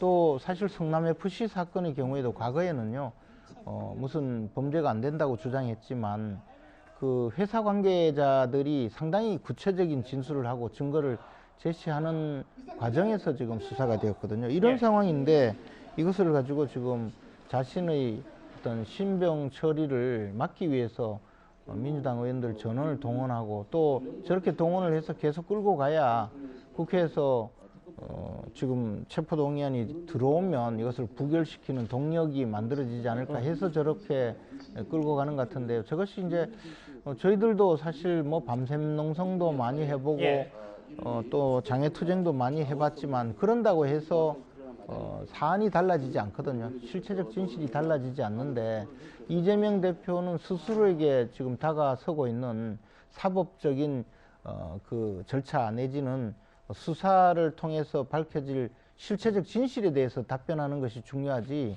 민주당 의원들을 계속 끌고 간다고 해결이 될 그런 사안은 아니라고 봅니다. 김재현 의원께서는 이게 이재명 대표의 체포동의안이 넘어갈 거를 가정하고 사전에 예열 작업을 하는 거다라고도 평가하셨어요. 다음 화면을 좀 보는데 지금 야당에서 계속 주장하는 건 바로 김건희 여사 관련 특검인데 근데 이걸 두고 그냥 당시 정치적인 구호 아니냐라는 평가가 나오는 게 실제로 특검법이 발의가 과거에 됐었고 그런데 이제 법사위 통과도 지금은 김도우 위원장이기 때문에 어렵고 실제로 본회의 통과하더라도 대통령 거부권이라는 마지막 절차가 남아있기 때문에 정치적 구호다라는 해석도 좀 있거든요. 사실 국회법상으로 가능한 절차들이 있기는 합니다. 근데 말씀 주신 것처럼 일단 법사위원장이 김도우 의원이기 때문에 현실적으로 좀 어려운 부분이 있고요. 그렇기 때문에 야당으로서는 본회의에서 패스트트랙으로 하는 방안까지도 지금 검토하고 있습니다. 그럼 본회의에서 5분의 3 이상의 찬성이 있을 경우에는 국회 본회의에서 그냥 패스트트랙이 가능은 한 경우가 있는데요. 사실 그렇다 하더라도 180일 동안 상임위에서 또 심사도 거쳐야 되고 숙려 기간이 60일이 붙기 때문에 8개월이라는 기간을 지나야 된다라는 또 한계도 있습니다. 예. 그렇지만 뭐 절차적으로는 까다로움이 있지만 국회법상으로 160 구성을 가진 야당이 뭐 김건희 여사에 대한 특검을 뭐 현실적으로 진행하는 것, 뭐 절차를 갖춘다면 가능은 할 수 있겠지만요. 실질적으로 어려움이 있는 것도 분명합니다. 그렇기 때문에 야당 의원들이 저렇게 로텐드 홀에서 또 나름대로 밤샘 토론도 하고 그리고 이제 앞으로도 다루겠지만 장외투쟁도 하고 이런 식으로 좀 국민 여론에게 호소를 하는 것으로 봐야 될 것 같은데요. 예. 국회 법을 넘기에는 좀 절차상 까다로운 부분이 있다면 국민 여론에 호소를 해서 민심을 얻게 된다면 결국에는 민심을 이길 수 있는 정치인은 대한민국에 존재하지 않다고 봐야 될 것입니다. 따라서 국민 민심이 김건희 여사의 특검에 대해서 필요하다라는 여론이 전반적으로 높아지게 된다라고 하면 국회에서도 그 요구를 거부할 수 없을 것이고 결국에는 특검법이 통과될 수 있다라는 전제에서 이 모든 것들이 진행되고 있다라고 생각이 듭니다. 무슨 취지인지는 저도 존중하면서도 근데 거대 야당이 힘으로도 할 수 있는 절차가 많은데 왜 굳이 밤샘 하고 장애투쟁하는지에 대해서 의문을 갖는 분들도 동시에 있거든요. 물론 이재명 대표가 본인 SNS에 장애투쟁까지 공지할 정도로 지금 뭐 밤샘 토론 말고도 민주당의 모든 의원들이 지금 총출동해야 된다 이번 주말 장애투쟁에 이렇게 얘기를 하고 있습니다. 그런데 당에서는 우려의 목소리도 만만치가 않습니다. 무조건 100% 부결될 것이다 혹은 무조건 가결될 것이다 라고 단언하기가 참 어려워요. 가결이 될 경우에는 민주당에 대한 심판도 저는 피할 수 없을 거라고 생각하거든요. 지금 이제 당대표가 쓰러지게 되면 민주당의 그 후폭풍은 저는 감당할 수 없을 정도라고 생각하기 때문에 이번 그 장애 집회는 굉장히 위험할 수가 있다. 명분으로는 김건희 특검, 이상민 탄핵을 내세우지만 시기적으로나 맥락상으로 이 대표에 대한 검찰의 압박 이 최고조로 달해가는 그런 상황에서 맞불적 성격이 있기 때문에 결국은 맞불 놓고 방탄하기 위한 거 아니냐. 물론 뭐 비명계이고 뭐 조응천, 박용진 두 분은 뭐 당 내에서도 여러 반대 목소리 많이 내긴 하는데 뭐 고민정 의원은 체포동의안 부결 내기도 어제 언급했고 이번 장애투쟁에 대해서는 정성호 의원마저 좀 부적절하다는 얘기가 있기 때문에 당 내에서는 균열 조짐은 좀 있는 것 같습니다. 그러니까 제가 봤을 때 최근 이재명 대표의 최측근 중진으로 알려진 정성호 의원이 계속 이 친명계나 당내 강경파항에서 쓴소리 내뱉고 있거든요. 약간의 균열의 빈틈이 보이기 시작한 것 같고요. 장외투쟁이 성공하려면 두 가지 조건을 반드시 채워야 됩니다. 첫 번째가 국민 다수가 공감하는 민생 의제나 뭐 이런 의제의 중요성이 하나 있는 것이고 두 번째가 이 장애투쟁을 했을 때 국민들이 누가 봐도 저 정당은 저 의원들은 국회에서 싸우기에 지금 힘이 모자란 약자이기 때문에 거리로 나가는구나 동의를 해줘야 되는데요. 지금 다른 의제를 내세우고 있지만 이게 정말 이 어려운 현실에 처한 우리 국민들의 피부에 와닿는 민생 의제로 싸우는 건 아니거든요. 의제의 중요성에서 저는 핀트를 잘못 잡았다 보고 있고 두 번째가 결정적인데 지금 민주당은 초거대 야당입니다. 범야권 170석, 180석을 가지고 있는데 그 엄청난 힘을 가지고 국회에서 윤석열 정부가 통과시키려는 정부 입법은 줄줄이 다 거부시키면서 국회에서 자기들 마음대로 다 하고 있으면서 국회 밖으로 나가서 투쟁할 만한 약자로서의 명분이 없다는 것이죠. 소수 야당이라면 한번 고개 갸웃거리고 고민해 보겠습니다만 이렇게 강력한 힘을 가지고 있는 초거대 야당이 국회를 등지고 장외로 나갔을 때 얼마나 많은 국민들이 동의해 주게 될까? 그 부분에 대해서 자신이 안 서기 때문에 오죽하면 정성호 의원도 반대 의견을 내는 거 아니겠습니까? 그 지지층만 갖고 선거를 치를 수 없다. 조국 사태 때도 당 신뢰 깨졌는데 되풀이해서는 안 된다고 했고 실제로 언론 보도를 좀 인용하면 이게 뭐 먹고 사는 문제도 아닌데 왜 장애투쟁에 나서냐. 의원들도 뭐 당 소속 의원들 전원 뭐 참석이라고 하긴 했지만 이탈자가 좀 나올 수 있다는 관측도 있어서요. 그러니까 뭐 저는 장해찬 이사장의 얘기한 거에 큰 틀에서는 좀 동의를 하는 편이에요. 이게 그러니까 지속될 수 있느냐? 그러면 예전에 막 장외투쟁으로 막 반년씩 끌고 할 수 있느냐? 저는 일회성 아니면 이회성이 될 거라고 봅니다. 다만 이제 이거를 하는 목적, 그러니까 그런 이유는 어쨌든 이재명 방탄 프레임 안에 이 국민보고대회가 지금 갇힐 우려가 상당히 크고 그러다 보면 왜 하느냐 결국은 이재명 수사 때문에 하는 거 아니냐 이런 부분들이 있고 뭐 난방비 문제 심각하고 저는 윤석열 정부가 상당히 책임을 져야 되는데 그거는 원 내에서 풀어야 되는 문제죠. 이를테면은 뭐 법안도 발의를 하고 대안들을 이제 같이 마련해야 되는 거니까 바깥에서는 풀리지 않습니다. 그 문제는. 그러니까 그런 부분들이 일견 타당하다라고 보고 다만 이제 지지층에 대한 결집들 이런 것들이 지금 좀 필요한 상황이기 때문에 한두 차례 정도나 갈 것 같고요. 뭐 말씀하신 대로 의원들이 전원이 참석하기는 좀 힘들지 않고 뭐 갑자기 급작스럽게 일정이 생기는 의원들이 상당히 있을 것 같아요. 예. 글쎄 왜 이재명 대표의 방탄을 위해서 왜 밖으로 나가냐라는 의견도 민주당 내부에 분명히 있습니다. 그런데 오늘 야권이 집중한 이 내용은요. 역술인 천공, 뭐 이름 들어보셨을 겁니다. 역술인 천공이 윤석열 대통령 관저 선정에 개입했다는 의혹을 다시 한번 제기했습니다. 4월이 되면서 분위기가 갑자기 바뀌는 게 이게 이제 천공이 다녀간 직후입니다. 육군 참모총장이 건물에 비가 샌다, 페인트가 벗겨졌다 이런 기사들이 엄청나게 많이 나가요. 그 다음에 이제 외교부 장관 공간으로 관저가 바뀌는 것이죠. 물론 이 직접적인 인과관계를 제가 다 설명할 수는 없습니다. 오늘 보도에 따르면 2022년 3월경 천공과 김용현 당시 청와대 이전 CF팀장 현재 경호처장과 윤핵관으로 꼽히는 모 의원이 용산 한남동 육군 참모총장 공간과 서울 사무소를 사전 답사했다는 것입니다. 천문학적인 혈세를 낭비하면서까지 무리하게 대통령실과 관저를 용산으로 이전한 배경에 역술인 천공이 있었다는 반증입니다. 과거 문재인 정부 당시 국방부 대변인이 책을 낼 모양인데 그 안에 작년 4월에 있었던 일화나를 본인이 공개했고 그걸 주장을 했습니다. 얼마 전에 땡땡땡과 역술인 천공이 반남동 육군총장 공간에서 서울사무소 방문했다는 보고를 받았다. 이거를 남영신 당시 육군참모총장한테 들었다는 얘기인데요. 실제로 그 주장하고 폭로를 했습니다. 그러니까 요게 지금 맥락을 좀 보셔야 돼요. 그러니까 이게 처음에 나온 게 뭐냐면은 이제 전원에 따르면은 천공이 왔다라는 거예요. 그래서 이거를 보고 그 육군 참모총장 공관에 관리하던 그 군인 부사관이 참모총장한테 보고를 한 거예요. 예. 천공이 왔다 갔다 이거 어떻게 하면 좋겠냐 그러니까 남영신 육군 참모총장이 고민을 하다가 당시 부승찬 국방부 대변인한테 이거를 구두로도 얘기를 하고 문자로도 상당히 이 얘기를 주고받았다라고 해요. 근데 예. 오늘 부승찬 대변인이 MBC에 나와가지고 그 문자를 다 공개하겠다라고 합니다. 예. 그럼 정황 증거들은 상당히 있는 건데 다만 처음에 그거를 목격했다라는 그 부사관, 예. 부사관이 지금 나는 본 적 없다라고 말을 바꿨어요. 아하. 예, 그 부분은 이제 군 생활 오래 하려면은 만약에 내가 봤다라고 끝까지 하면은 이제 쫓겨날 우려가 있어서 그런 거 아니냐 이런 유추가 되고 있는 거죠. 그건 어디까지나 유추입니다. 그러니까 제가 유추라고 지금 최초 목격자가 말을 바꿨다고 해서 어떤 의도인지는 저희가 알 수 없죠. 알 수 없죠. 예. 알 수 없는데 그냥 제가 보기엔 그렇고 정황적으로도 충분히 그거는 개연성이 있는 얘기고요. 예. 그래서 지금 김종대 의원이 이거에 대해서 전 의원이 지금 고발을 당했잖아요. 근데 검찰과 조사를 한 번 받고 그 다음에는 진척이 안 된대요. 왜 그러냐면은 김종대 의원의 얘기로는 이거를 더 가기 시작하면은 법정에서 다투기 시작하면 이게 진실이 드러나기 때문에 아예 뭉갤 생각이구나. 그냥 이거는 엄포용으로. 김종대 의원의 시각이고요. 이거는 김종대 의원이 이제 제가 전에 들은 얘기예요. 예. 그래서 전체적으로 봤을 때 이거가 완전히 터무니없는 건 아니다. 그래서 지금 그 대통령실에 고소고발을 하는 게 딱 두 개예요. 천공 아니면 김건희 여사밖에 없습니다. 예. 그러니까 이게 얼마나 이 정권의 아킬레스건인 건지를 보여주는 거죠. 그러니까. 뭐 일단 뭐 그게 여러 개인적인 추측을 좀 많이 담았기 때문에 거기에는 김종대 전 의원의 주장도 있고 뭐 어쨌든 팩트는 이 천공 관련 역술인 천공 관련 두 번째 세 번째 대통령 고발은 김종대 전 의원이 있기 때문에 그건 팩트입니다.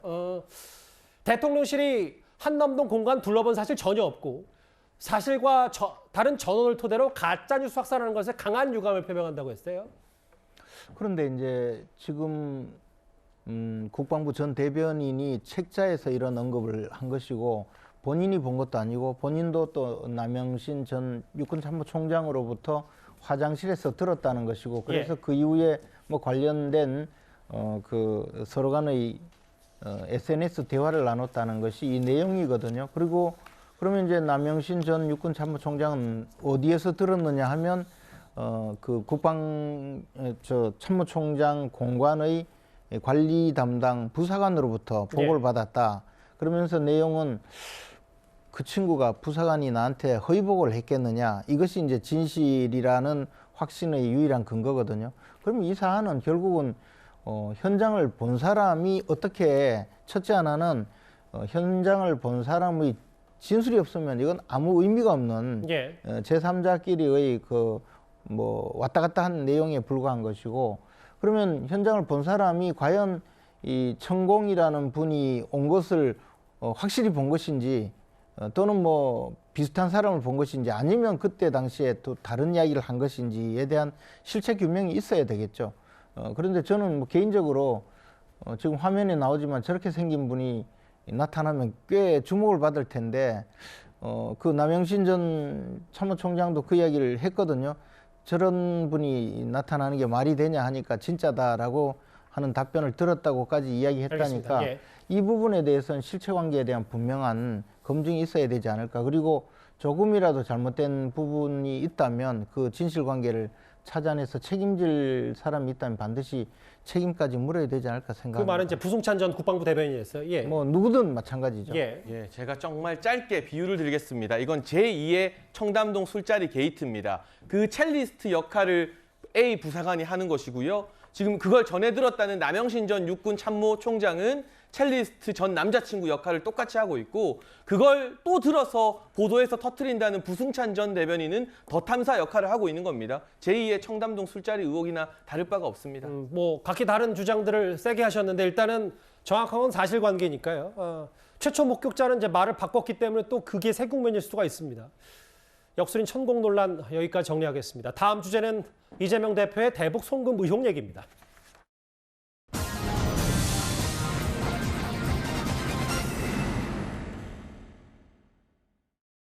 대북 송금 300만짜리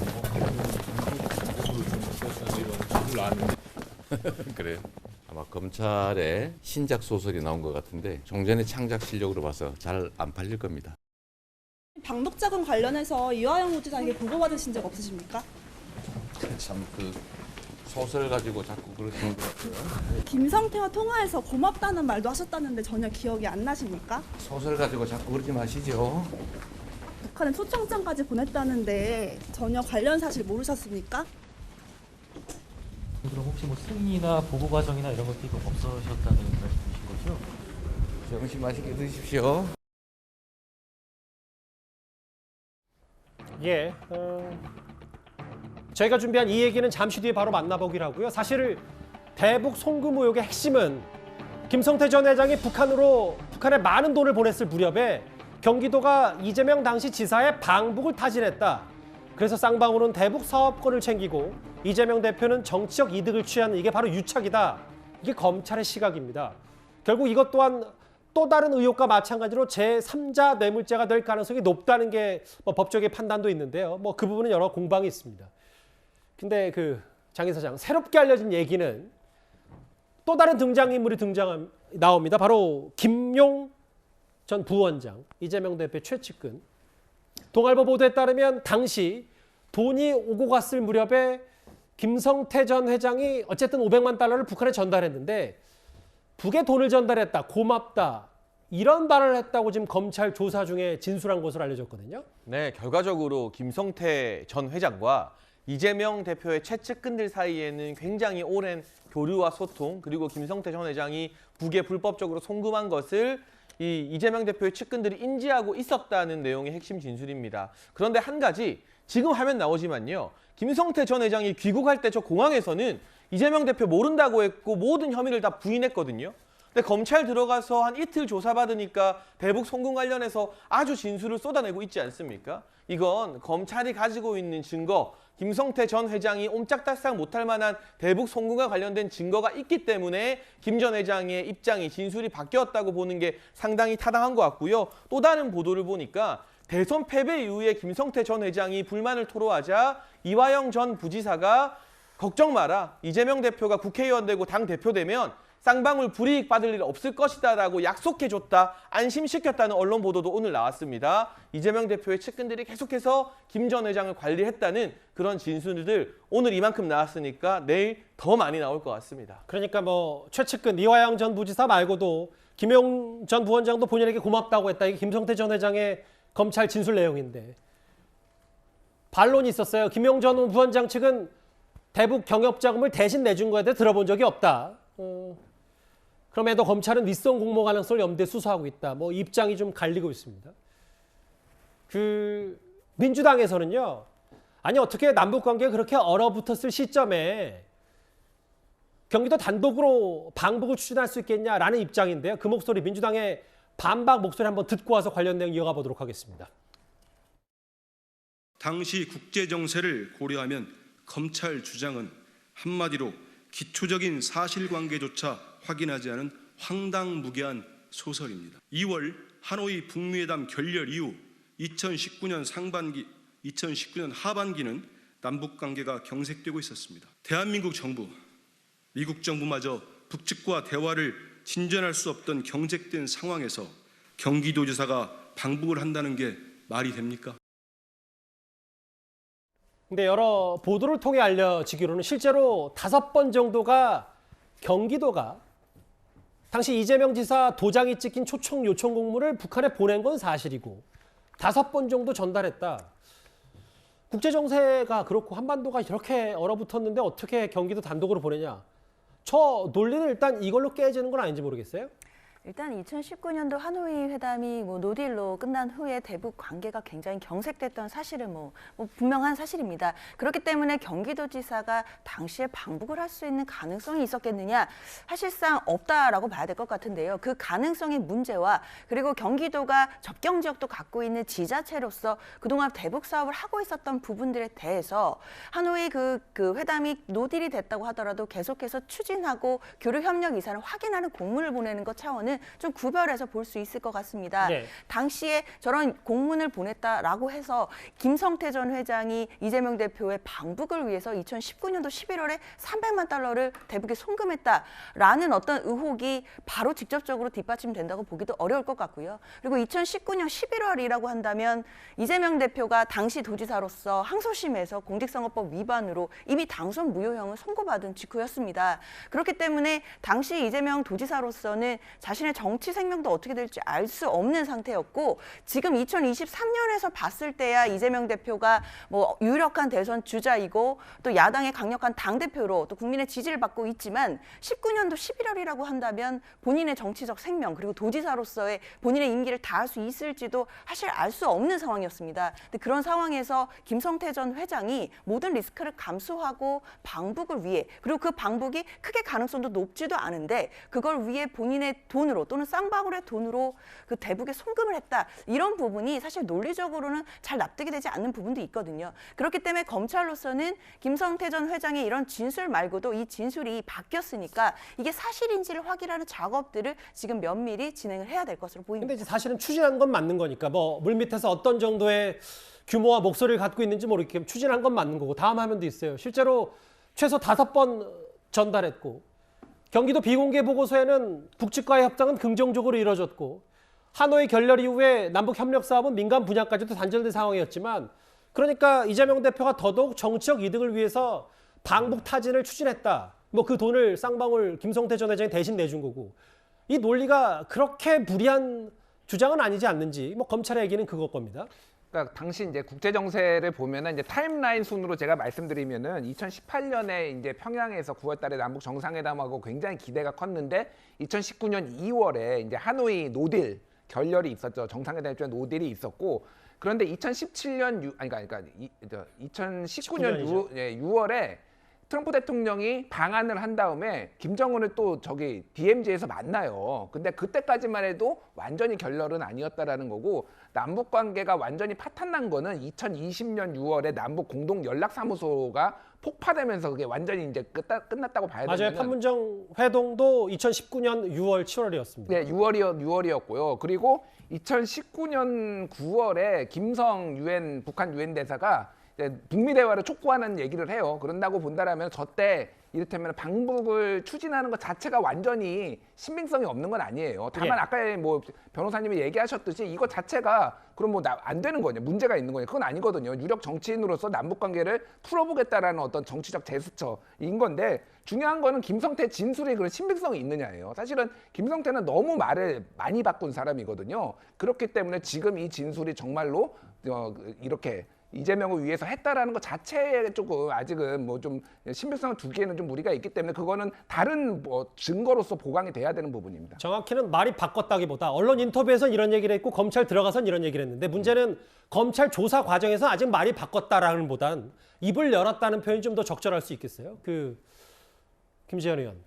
어제 JTBC 보도에는 이 내용이 나와요. 이것도 뭐 김 전 회장의 진술이지만 방북을 못했고 대선에도 졌다. 실망감을 좀 드러내니까 이재명 대표가 당대표가 되면 쌍방울이 억울한 일은 없을 것이다. 이것도 뭐 두 사람의 유착관계를 방증하는 거 아니냐는 뭐 해석도 좀 있는 것 같아요. 그뿐만이 아니고요. 이제 북한에 전달한 특히 이제 이재명 대표 당시 이재명 경기지사의 방북 시에 편의를 제공하고 예. 또 뭐 좋은 대우로 의전을 하는 그런 대가로 300만 불을 전달했다 이런 보도가 나오고 있는데요. 그런 내용은 사실 그것이 사실이라면 이것은 뭐 제3자 뇌물죄가 아니라 단순 뇌물죄죠. 그냥 이재명 대표가 내야 될 돈을 김성태 회장이 대신 내준 그런 논리가 성립될 테니까요. 그러면 이런 식으로 투자를 했는데 결국은 방북이 되지 않았다. 그래서 나는 손해를 입었다라는 그런 정도의 대화 끝에 막 그렇지만 이재명 대표가 이제 대선에는 졌지만 국회의원이 되고 또 당대표가 되면 충분히 이게 커버가 될 것이다. 뭐 그런 이야기를 했다고 전후 사정으로 파악이 된다면 이것은 이재명 대표가 김성태 회장의 북한 자금 제공을 사실관계를 분명히 알았을 것이다. 뭐 그런 데 대한 이 전후 사정의 한 단면이 아닌가 생각을 합니다. 이것이 이제 알겠습니다. 과연 뇌물죄가 될 것이냐 아니냐 하는 데 대한 유력한 보강 증거가 되리라고 생각을 합니다. 결국은 뭐 대북 송금에 대해서 이재명 대표가 알았냐, 그럼 알았다면 어디까지 알았냐가 이제 검찰 수사 핵심일 텐데 몇 번 더 통화했다는 내용까지 좀 새롭게 알려지면서 이 의혹 식지 않고 있습니다. 여기까지 정리할게요. 지금까지 들은 여러분들의 목소리입니다. 첫 번째 댓글입니다. 사진 찍어서 인기 얻으려 하지 말고 일이나 잘하세요 라고 하셨고요. 예. 소신 발언에 죄를 물으면 어떻게 비판하나요? 라고 하셨습니다. 예. 김건희 여사 증거가 차고 넘친다면 왜 재판에 못 넘겼는지 도이치모터스 관련이 있는 것 같은데요. 추미애 박범계 두 법무부 장관에게 물어봐라. 소설 대 다큐의 싸움인가요? 여러 의미심장한 얘기 이재명 대표 관련 의혹 얘기하셨는데요. 댓글 4개만 오늘 만나보겠습니다. 다음 주에 이제부터 사건 사고 소식입니다.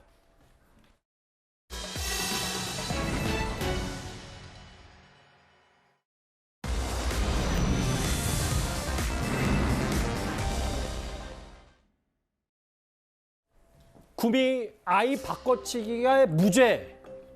세간을 떠들썩하게 했던 구미 여아 사건 다들 기억하실 겁니다. 일단 화면부터 만나보겠습니다. 숨진아에게 본인 딸 맞습니까?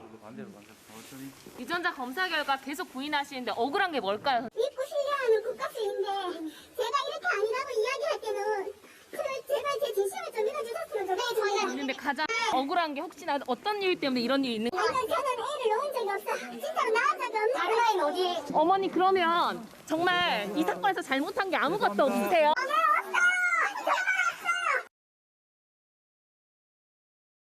너는 검찰만 들었잖아, 정답. 내 말은 내 말은 어쩌는 거 있나? 하는 거 없잖아. 검찰도 날 속이고, 경찰도 날 속이고, 다 속이는 거야. 저 사건 뭔지는 알겠는데 기억이 가물가물하신 분들이 대부분일 것 같아서 네. 사건 개요부터 차분히 한번 더 설명을 좀 부탁드릴게요. 구미 여아 사건. 간단하게 3가지 기억하시면 됩니다, 시청자 여러분. 김 씨라는 사람이 있었는데 그 김 씨가 아이를 놓고 다른 곳에 가는 바람에 이 아이가 사망했어요. 예. 그러니까 아동이 사망했으니까 아동학대 살인 혹은 아동학대 치사 여기까지는 문제가 없었는데 그 아이를 DNA를 검사해 보니까 이 김 씨 아이가 아니었는 거예요. 맞아요. 이게 뭐지? 이래가지고 DNA를 확인하니까 그 김 씨의 어머니 아이였는 거예요. 예. 그러니까 그 DNA가 석 씨의 아이라고 확인이 되었고, 그러면 잘 보세요. 김 씨가 출생한 아이는 없어졌는 거잖아요. 그래서 결국 아이는 바뀌었는 거는 명확해요. 그래서 두 가지로 지금 이제 검찰에서 기소를 했는 거죠. 그 석 씨에게 그 김 씨가 낳은 아이와 자기 아이를 바꿔치겠다. 미성년자 약취 위인. 그리고 그 김 씨가 놓고 나간 아이를 좀 어디에 숨기려고, 사체를 숨기려고 언닉하려고 했다가 그걸 못했어요. 그래서 사체 언닉 미수 두 가지로 재판을 받았는데 오늘 그 미성년자 약취 위인 부분에 대해서 무죄가 났습니다. 짧게요. 그러니까 DNA는 딸의 자식이 아니라 엄마의 자식으로 나왔고 그것까지 문제가 없는데 바꿔치기라는 사람이 누군지를 모르니까 무죄다 이 말을 하는 그렇죠. 겁니까? 지금 여기서 중요한 거는 석 씨가 낳은 아이라는 건 확실해요. 출생한 아이는 맞는데 그걸 누가 바꾸었는지를 모른다는 거죠. 절대로 언론에서 무죄라고 안 적었으면 좋겠습니다. 유죄를 선고할 수 없었을 따름입니다. 분명히 그 김 씨가 출생한 아이는 지금 우리가 어디 있는지도 몰라요. 그 아이를 반드시 찾아야 되고 판사들이 있습니다. 이 아이가 없어지는 것은 그들 사이에서는 누군가 알 수 있는 부분이 분명히 있을 것이다. 이런 뉘앙스로 마지막 판결문을 가름했습니다. 세간을 떠들썩하게 했던 구미 여아 사건 오늘 판결 얘기까지 만나봤습니다. 다음 주에는 곧바로 대구로 가보겠습니다.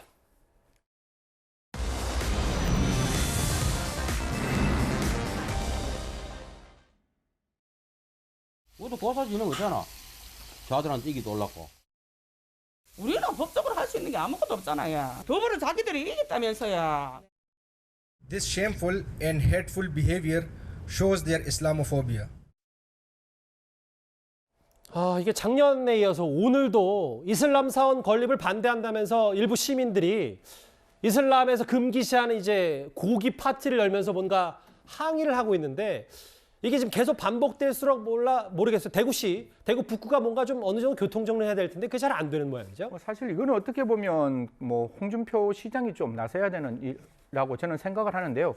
종교의 자유는 분명하지만 그 지역 사람들의 민심도 저는 굉장히 중요하다고 생각합니다. 물론 종교의 자유가 있어서 그 지역에 이슬람 사원이 들어오는 것 저는 가능하다고 봅니다. 저는 필요하다고 보는데 그 지역 주민들의 입장에서는 아닐 수 있는 거예요. 그렇기 때문에 지금 저렇게 바베큐 파티하는 것도 어색하지만 그걸 무작정 북구 시민들을 다른 쪽으로 내가 매입할 테니까 다른 쪽으로 이사가라 라고 하는 행정 조치도 다소간에 불합리하다. 결국 결론적으로 대한민국 민주주의 정체는 소비적인 정체입니다. 이야기하고 대화하고 소통하고 공감하고 최대한의 합의를 이끌어내야 되는 거니까요. 효율성의 문제가 아니라 합의를 이끌어낼 수 있는 탁월한 리더십, 그게 대구시에 필요하다고 말씀드리겠습니다. 쉽게 지금 봉합이 되진 않을 것 같은데 돼지고기를 먹는 걸 금지하고 있는 이슬람 사원 앞에서 이런 수육 파티를 했던 모습 대구 얘기까지 만나봤습니다. 목요일 뉴스탑10 준비한 소식은 여기까지입니다. 예고 하나 하겠습니다. 이어지는 뉴스 A에서는요. 오늘 국민의힘 당대표 후보 등록을 한 김기현 의원이 출연을 합니다. 당대표가 되면 장제원 의원의 뜻을 존중해서 어떤 자리에도 임명하지 않겠다 이런 뜻을 밝히기도 했는데요. 이 밖에도 이른바 윤심 논란과 관련해서 안철수 후보에 대해 어떤 얘기를 할지도 한번 잘 지켜보겠습니다. 많은 시청 바랍니다. 뉴스탑10 여기서 마치겠습니다. 여러분 고맙습니다.